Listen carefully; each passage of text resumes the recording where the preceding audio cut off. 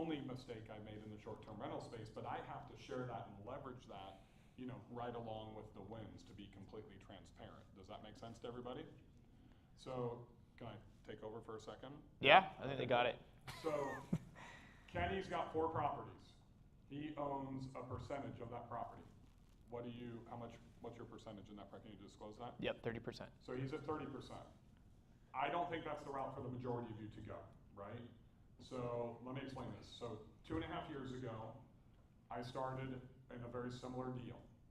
But, and this comes from the who was in the co-hosting class the other day, right? Remember when I was writing on the whiteboard? So here's the problem for you guys that are co-hosts. If you aren't very clear up front, you don't know, your client doesn't know what's included. So, right, if you're gonna find a property, there needs to be a price for it, right? So I'm just gonna visually write this down for you. I'm gonna stand up for a second.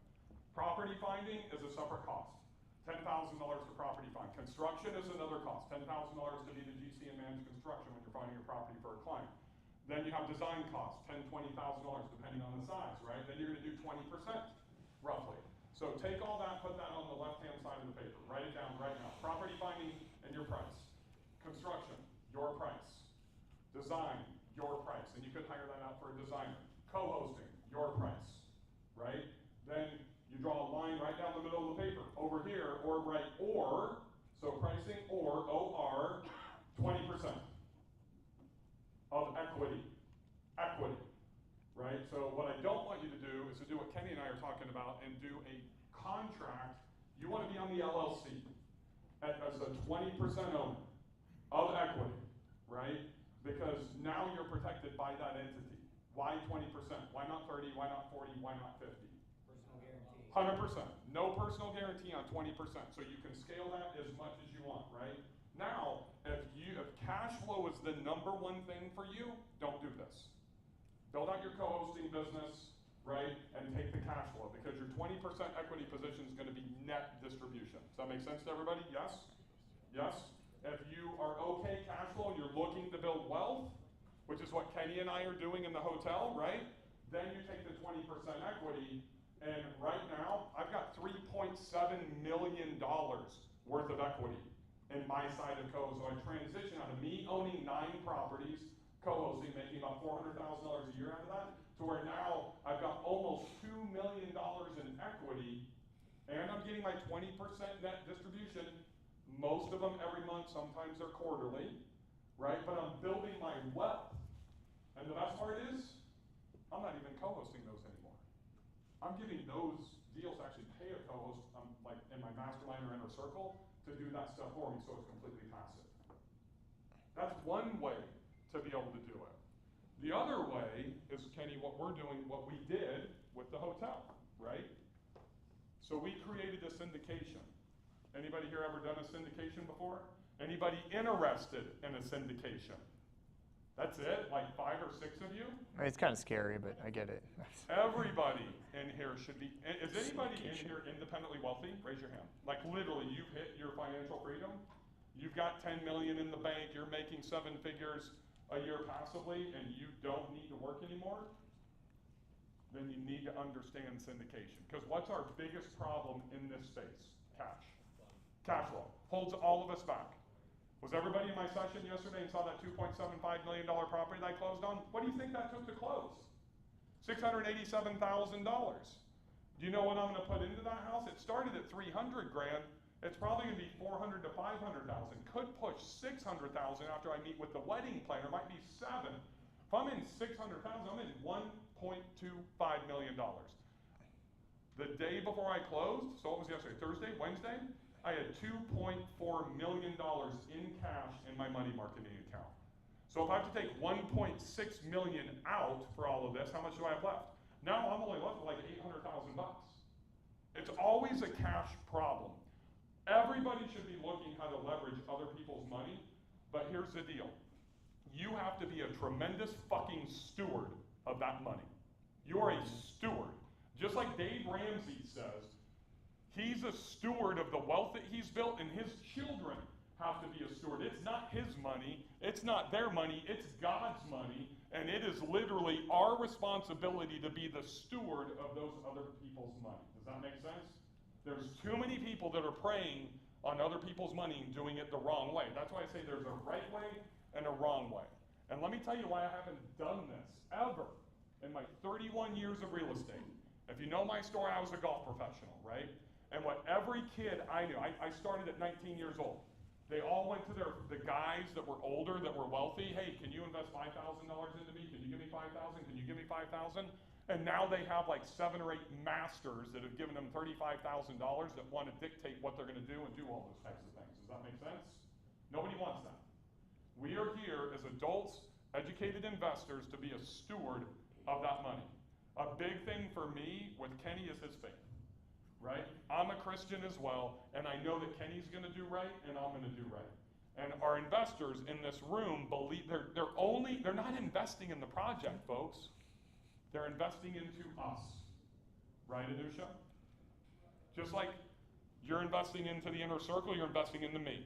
You're investing into Kenny to pay him 12 or 15 grand, whatever he charges to find you a property. You're not investing into STR Insights or the property finding company, you're investing into him. Does that make sense? But this is the fastest, easiest way, in my opinion, for you guys to be able to scale as you go from being a single family home co-host and a single family home investor is going to be the syndication route or the taking equity as a co-host like Bill and Kenny are doing. Those are the two things, right? And there's the right way and the wrong way to do it. If you do a contract, remember, if you're taking money from somebody, you're most likely taking money from somebody as an investor that has more money than you. And if you end up getting into a lawsuit, who usually wins? The person with the most money.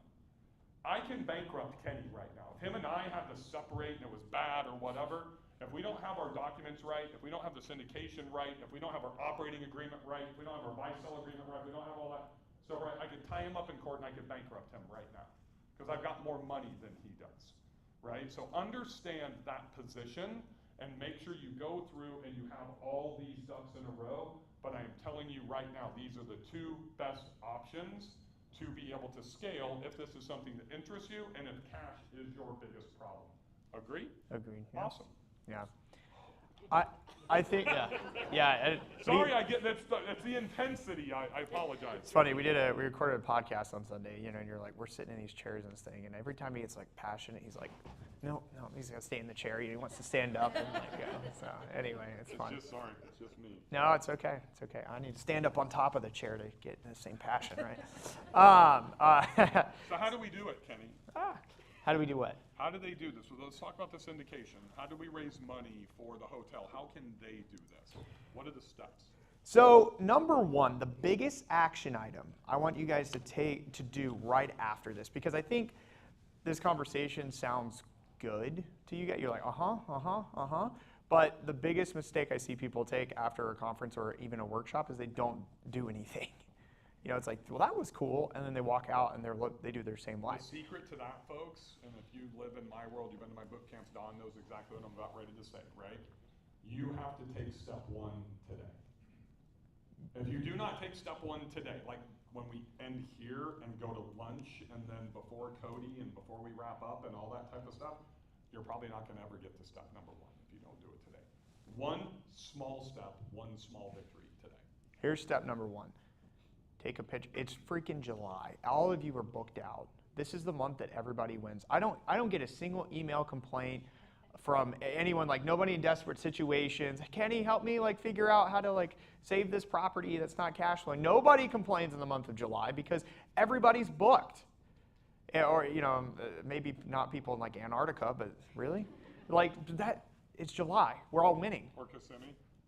Well, I don't know. I yeah. Just kidding. If anybody owns in Kissimmee. No fair. Are you all booked? Yeah. Awesome. Congrats. Everybody's winning, right? Yeah, everybody's winning. You're doing it right, cowgirl. There you go. She's got the hat. You got the glasses. Let's put them together. See what happens. But the point. Okay. So step number 1: when you walk out of here or you have a break, take a screenshot of your total earnings, circle that total earnings number, and be like, and just it could be a post, it could be a story. Just circle that and be like, I love this life. Somebody's going to message you afterwards and be like, how the freak did you do that? Guarantee it. We close about 10 to 15 properties a month per client, for all of our clients we have. It's a lot of properties. and there's like 2 or 3 every single month.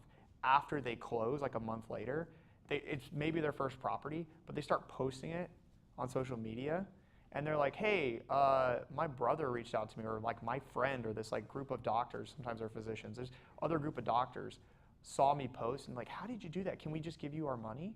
And they have 0 experience. They just started, and they already have access to other people's money. And this is payouts if you own and co-host. So the second largest number of views in the history of my Instagram was 13,000 in my story, not even a reel, right? I usually get like 400 or 500 a Yeah. day. You know how you can click on the bottom right or click on it, it pops up, you see the views? And it was last August when I put in one payout, no, it was maybe September when I switched to a meal, and he got me my first $45,000 weekly booking. Weekly booking, $45,000 for 1 week in the Outer Banks. And I think my co-host payout was like $8,900.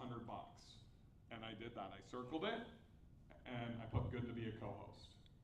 And the DMs that flooded in from the people that are trained to chase the casa and all that crap, and they're getting $50,000 property, $75,000 property. I just made more money in 1 week than people are making sometimes in a year, right? So when Kenny says showcase those victories, you can do it as an owner, you can do it as a co-host. Who here doesn't have friends? You're my friend, buddy. Come on, Michael. So the reality, you're already co-hosting. You got plenty of friends. You have friends. People watch you. A lot of people, not everyone, unfortunately, but a lot of people want your success. And just share it. Your family wants you to be successful. Share it. And here's a secret that I've learned. It's just the cold, hard truth. People, and including myself, I'm not, and I mean, you could, I don't know, Bill, he's a hustler, so maybe he doesn't follow that, but he's a rare breed. People are naturally lazy. They don't want to learn. They don't want to be here. Are all your friends here? Some of them maybe, but not most of them. People want, when you post things, they want that, but they don't know how to get it, and they're going to reach out to you. We got 16 minutes. Questions? Let's talk about the logistics of a syndication.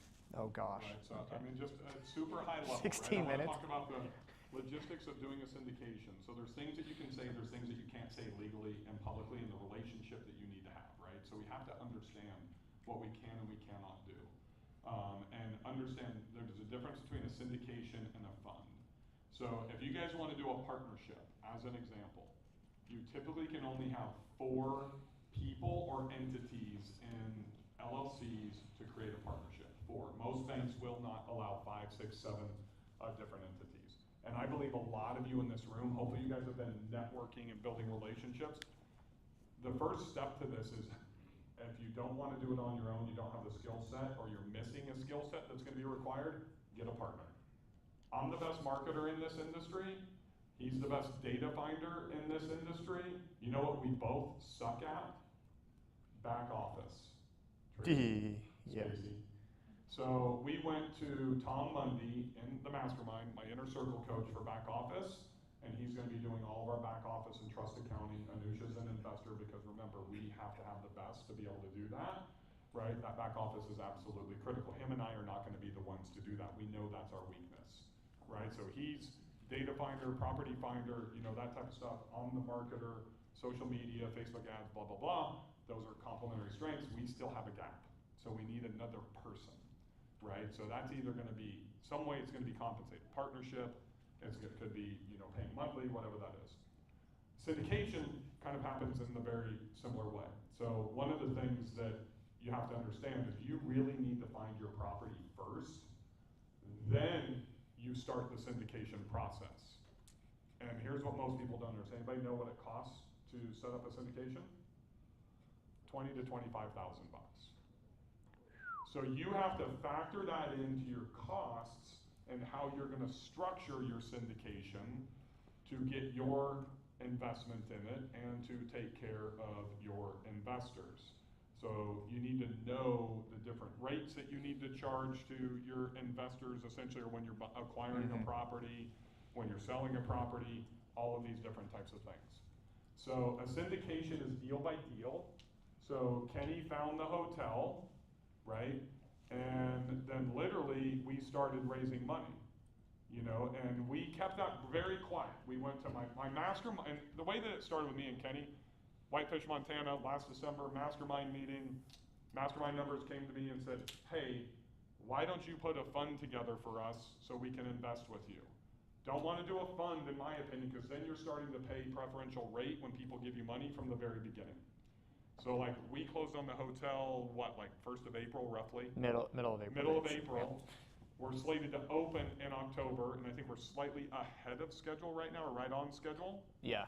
So I'm just, okay, to keep Chris, that we have on the prep doesn't start until we open the hotel, right? If Kenny and I would have structured, Kenny and I had to front about $80,000, $80K of our money up front before we raised a dollar, before we closed on the property, right? And we had to guarantee that last minute to get the deal over the hump to get an extension, or we all would have lost. After we raised the money, we risked, was it an extra 30,000 bucks? 50. $50,000 to literally distribute the funds pre-close to the seller, or he was not going to give us an extension for our bank to get everything done. We needed like 2 days. And I remember I was in the Salt Lake City airport with Eric Corson, mastermind member, after skiing with Chris at Deer Valley, and I'm like yelling in the airport and basically telling the title person, she's like, well, you know this, what do I say? You know what? I will fucking sue him if he thinks he's gonna run away with my money. But we had to do this. So we had to take this risk of $50K for, was it 24 hours, 2 days? Yeah. 2-day extension? Yeah. Like a 2-day extension, or we would have lost the deal.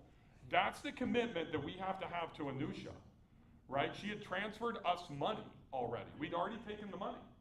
And Kenny and I had to risk that. If we lose the deal, you know, the only people that are losing money, I have to give Anusha 100% of her money back. But Kenny and I are gonna lose all that money. That's the risk when you do things like this, right? So, but we have to make up for that. So there's a transaction fee when you close on the property, right? There is gonna be a reposition fee when we close on the property. How you structure right now, is it equity? Is it not equity? Are they getting a preferential rate? There's a lot of these options that we don't have enough time today to go over with you in detail. So what I propose is that me and you do a Zoom and dive deeper into this. Oh, 100%. in the This is next like couple at of least an weeks hour for or you two. guys. Yeah. We probably need like 2 hours to go over this with you and just in the syndication part and show you the options. Does that make sense? Would anybody want to watch that Zoom? Awesome. Yeah, I want to say something that's really important. Guys, he said, what was the amount he said that we were in it? 80 grand. If you're starting out and you're like, I want to do a boutique hotel, do you have 80 grand to possibly lose in due diligence? What I found was really scary is when we were doing due diligence, it was the first time I was going through this, I called multiple people, and I am not going to name any names. I called multiple people who already had successful boutique hotels, and none of them knew how to underwrite one. They didn't know how to project revenue. And I asked them, I said, well, how the heck do you know this is going to be a good deal and work out? I'm going to jump in here, and I'm going to tell you right now, there is less than a handful of people in the STR world that knows how to underwrite the correct way a multifamily property like this. They're all doing it wrong. They're doing it, they all said gut feeling. It's not STR and STR, it's not STR Insights in their DNA, guys. That's not it. It's way deeper than that. Kenny knew every ADR, every hotel, branded, unbranded. We had every single piece of data. And that's not just important for us in the underwriting process. That's just as important for Anusha and our investors, but it's even more important for the banks. Because let me tell you something. Kenny's a pretty big deal in this industry brand-wise. I'm a pretty big deal in this industry brand-wise, but the banks didn't give a shit. We had zero experience that we could show them in regards to investing into and operating a hotel. But they were blown away by the package. They jumped on some of our investor Zooms that that we were doing. We gave them access so they saw the pitch deck. Yep. They saw the Oh, I didn't bring my thing, yeah. 79 pages or whatever it was of data that Kenny had put together. The same thing that Anusha saw to make an investment, the same pitch that they saw. How we were underwriting the property. And the local bank is the one that underwrote us. Probably 9 or 10 banks wouldn't even talk to us because we did not have the experience. I got us connected with some of the biggest hotel lenders in the country, and I was I think on the way to go skiing, and I'm in the car, and Kenny's on the line, and we're doing a Zoom with them, and they're like, get us this first deal when it's done. Now they'll underwrite anything that we want, Yeah. but we had to get that first deal done first. So as I talk about putting your package together just as a regular investor going for a single family home, it is 10 times more important to underwrite it correctly. And there is no data tools in our industry, which is all these people that are doing, that are teaching boutique hotels, that they're using. There's only one that's gold standard. And if you're gonna do this, write it down, it's called CoStar. That's it, and that's like $6,000 a month to get access to it. So there's another expense for you, right? You can only use that to underwrite from a banking standpoint. It's not ADR from STR Insights and AirDNA and Rabu and Matchvisor and that type of stuff. These are the secrets that you have to know if you're gonna go down this path to run a syndication, and the risks that most people don't talk about. Before we take questions, I would just like to add to that. I believe this is maybe more of like a words of wisdom from Kenny. I believe most of you should not buy or try to buy a boutique hotel right now. You shouldn't do it, especially with other people's money.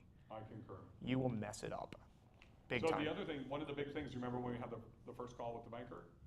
What was his name? What's his first name? Oh boy, Mike or? I can't remember his yeah. name. Anyways. Louisiana man.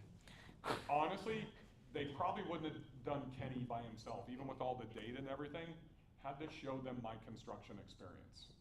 Yeah. Does that make sense? And that construction, financial stuff, all those things, but it was the construction experience that I've done that we put into the portfolio that was the critical component. And then he asked me about my construction experience. Doesn't mean anything except for, because you know what? I've had one call with our contractor. He's doing all of it. Right? I basically have been, I don't want to say hands off, but he's been the point man for all. So he's really RGC, but they needed my construction experience, right? They're also afraid of him, so. I'm not kidding. The title agent, after that whole, remember him yelling in the airport? She called me and she's like, can I just talk to you from now on? I was like, well, you know, if it gets serious, it's going to go back to him. Like, you want to release the money. I'm yeah. like, it's my fucking money. I'm going to release it. We got to extend this deal, right? So, anyways, if you don't have construction experience, find somebody that has construction experience to be a small partner with you, right? Because you are not going to get good funding, you know, if you don't have really good connections, you can't build out the package, you don't have the experience, and specifically with construction, right? Nobody in this room, unless you've actually done real construction, has any business buying a $2 million boutique hotel that's going to require $1 million in construction. We paid just under 1.5. We're putting, I think, $800,000 into it. We raised 900 grand. And let me tell you about that. Why did we raise 900,000 when we really only needed 800,000? Because Kenny and I are willing to have a buffer and to pay for the difference, because that comes out of our pocket to pay Anusha back on her preferential rate of 9% and the reposition. We wanted to ensure that we have money, because most people that are raising money in this industry don't fucking pay their investors. Anusha will get her first payment within the first quarter of going live, even if I have to pull it out of my own fucking pocket.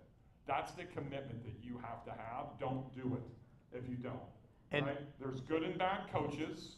There's good and bad business deals. There's good and bad people to invest with. And let me add something to this. Watch us do this. Follow our journey, because once we make that payment, we're going to tell people about it.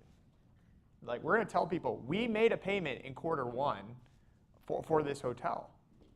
Like, because people don't normally do that. And that's part of building the brand and the interest. When you launch your property, you need to show, boom, I got these bookings coming in. Not like it's been crickets.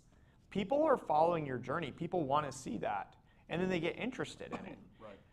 So we've got like 5 minutes. Before we do that, I want everybody to pull your phone out, pull your iPad out, whatever that is. And I'm gonna handle this with Chris. Go to my Instagram, Bill Faeth 73.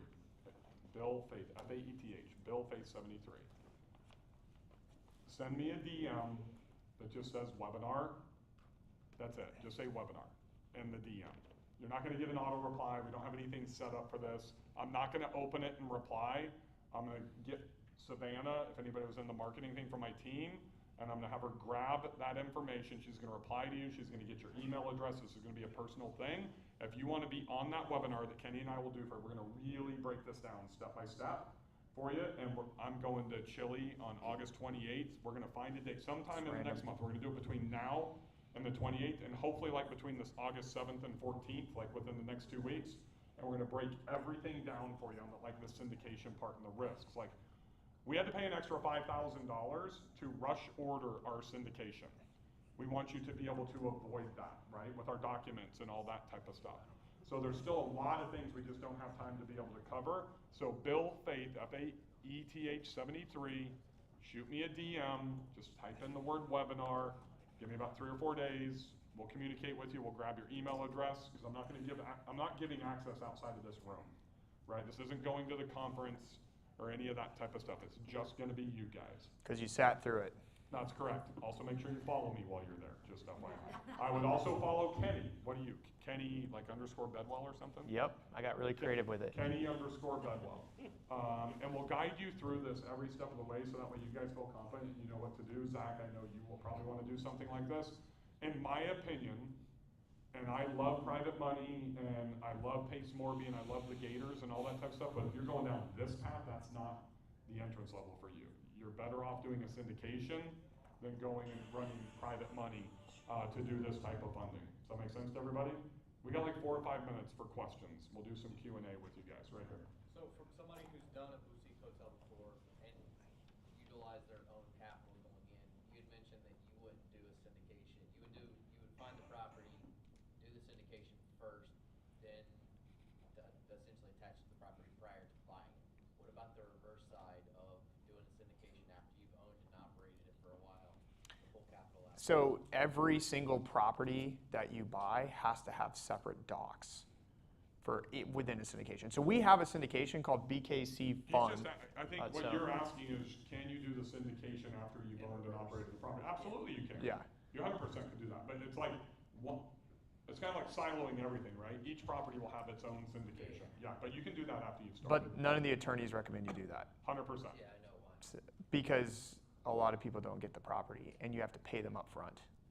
So, I mean, if you're like, I'm convinced I'm going to find, and I already have investors. He's talking about he already owns a property Yeah. personally, and now he wants to do a syndication Yeah. on the existing property. Yeah, on the one you own, is it? Yeah, Okay, he yeah. already Then, owns it. yeah, if you have the property, then yeah. Yeah, That so makes sense. here's the problem, right? So the risk is you go spend $20,000, $25,000 on your syndication, and then you're not able to raise the funds. So the timing and the contract negotiation and the due diligence period becomes absolutely critical. I know I was supremely confident that we could raise, $900,000 in like one Zoom call, one, because the deal's so good, and 2, people trust Kenny and I, right? So it's an even bigger commitment for us because he's a mastermind member, I own the mastermind, and it's just inner circle and mastermind members, so we have to deliver. That's why we raised that extra $100,000. Next question. What, sorry, I actually have something in 3 minutes. Go. speak, I'll take some But questions. yeah, I mean, we'll do a Q&A at the webinar Yeah. too. Okay, So, Mike. anyway. I have 2 pretty obscene deals, hotel deals that I'm Over 18 rooms? outside of Sedona, Arizona. Deals found, construction guys are in place, ops guys are in place, and looking to raise the capital. How do you recommend structuring that and positioning that to the people that I'm meeting who have the capital?